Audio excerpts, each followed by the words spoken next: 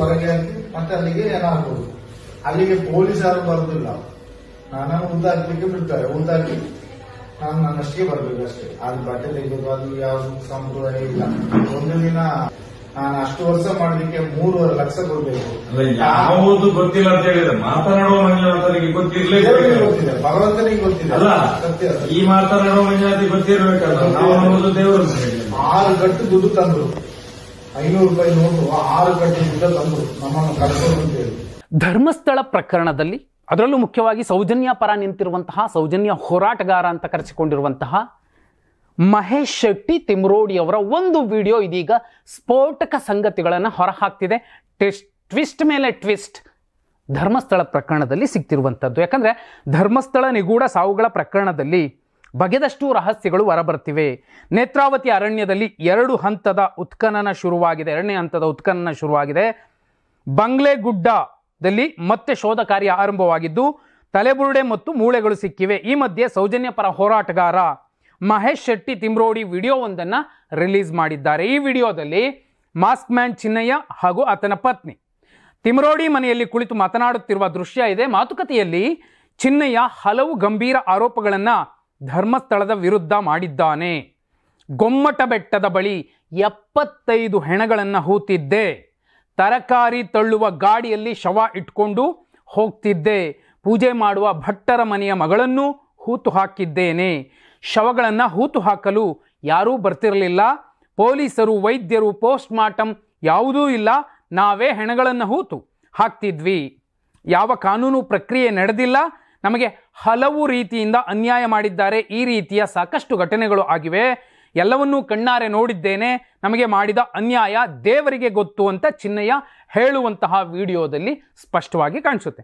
ಧರ್ಮಸ್ಥಳದವರ ಮೇರೆಗೆ ಸೂಚನೆಯ ಮೇರೆಗೆ ಹಲವರ ಮೇಲೆ ಹಲ್ಲೆ ಮಾಡಿದ್ದೇನೆ, ಇದು ನನ್ನ ಕೆಲಸವಾಗಿರಲಿಲ್ಲ, ಅವರ ಸೂಚನೆಯಿಂದ ಮಾಡಿದ್ದೇನೆ, ನನಗೆ ಅನ್ಯಾಯ ಮಾಡಿದ್ದಾರೆ, ಧರ್ಮಸ್ಥಳದವರು ನನಗೆ 3.5 ಲಕ್ಷ ರೂಪಾಯಿ ಕೊಡಬೇಕಿದೆ, ಸೌಜನ್ಯ ಪ್ರಕರಣ ಬಳಿಕ ನಮ್ಮನ್ನು ಕಳುಹಿಸಲು 500 ರೂಪಾಯಿ ನೋಟುಗಳುಳ್ಳ 6 ಕಟ್ಟು ತಂದಿದ್ದರು, ಇದರಲ್ಲಿ 2 ಕಟ್ಟು ನನಗೆ, ಪತ್ನಿ ಭಾವ ಸೇರಿದಂತೆ ಇತರರಿಗೆ ನೀಡಿ ನಮ್ಮನ್ನು ಕಳಿಸಿದ್ರು ಅಂತ ತಿಮ್ರೋಡಿ ಅವರ ಬಳಿ ಚಿನ್ನಯ್ಯ ಹೇಳ್ತಿರುವಂತಹದ್ದು ವಿಡಿಯೋದಲ್ಲಿ ಇರುವಂತಹ ಒಂದು ಸಾರಾಂಶ ಸಂಭಾಷಣೆ.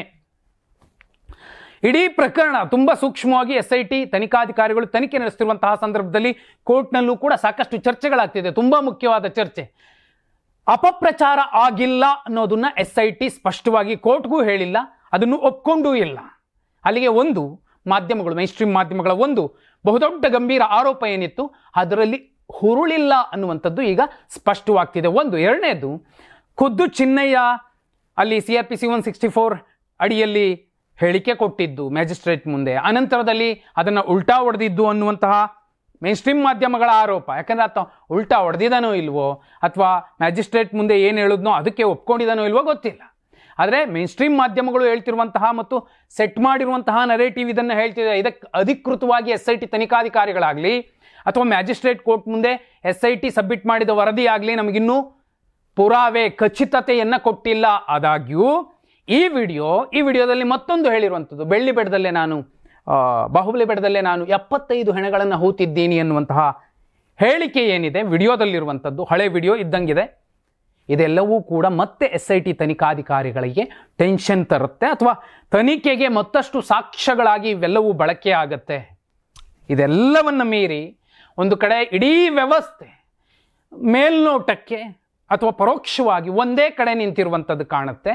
ಆದರೆ ಕಾನೂನು, ಈ ನೆಲದ ಕಾನೂನು, ಘನವೆತ್ತ ಕೋರ್ಟ್ ಸತ್ಯದ ಮತ್ತು ಧರ್ಮದ ಕಡೆ ನಿಂತಿರುತ್ತೆ ಅನ್ನೋದು ಪಕ್ಕಾ ಆಗತ್ತೆ. ಆದಷ್ಟು ಬೇಗ ಒಂದು ಸ್ವಲ್ಪ ಸಂಯಮದಿಂದ ಕಾಯಲೇಬೇಕು. ಈ ಪ್ರಕರಣದಲ್ಲಿ ಸುಲಭಕ್ಕೆ ಕೆಲವೇ ದಿನಗಳಲ್ಲಿ ಕೇಸ್ ಮುಗಿದೋಗುತ್ತೆ, ನ್ಯಾಯ ಸಿಗುತ್ತೆ. ನ್ಯಾಯ ಬಯಸುವಂಥವರು ಸಂಯಮ ಮತ್ತು ಸಾಕ್ಷಿಗಳನ್ನು ಒದಗಿಸಬೇಕೇ ವಿನಃ ಎಮೋಷ್ನಲಿ ಮಾತಾಡಿ ಅಥವಾ ಏನನ್ರದೇ ಕಮೆಂಟ್ ಮಾಡಿ, ಏನನ್ರದೇ ಅಪಪ್ರಚಾರ ಅವ್ರು ಮಾಡ್ತಿದ್ದೀರಿ ಅಂತ ಮಾತಾಡ್ತಿದ್ರೆ ಏನೂ ಆಗೋದಿಲ್ಲ. ಇಲ್ಲಿ ಎಮೋಷನ್ಗಿಂತ ಮುಖ್ಯ ಎವಿಡೆನ್ಸ್. ಈ ವಿಡಿಯೋ ಬಗ್ಗೆ ನೀವೇನಂತೀರಾ ಕಮೆಂಟ್ ಮಾಡಿ.